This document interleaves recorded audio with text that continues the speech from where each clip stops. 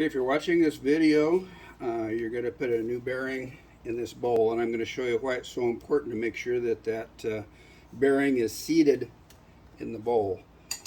The bearing will go onto the shaft. This is an assembly that has come off from the bottom of the machine. You just replace these 4 nuts down there, and this whole thing should slip right out of the bearing that's in the bowl already. And the new bearing is going to go down so far, slip down so far on this shaft, and then the shaft is tapered. And you're eventually going to have to pull this shaft up through this bearing so it fits tight. So if the bearing isn't tight in the bowl, it's going to turn in there, and it's going to either damage the bearing or it's going to make it impossible to adjust the center of the shaft when you get done. If you doesn't pull up tight into this bearing when you pull this whole assembly up in, then you need a new shaft. So the first thing I do is just a little WD-40 around the edges of the bearing.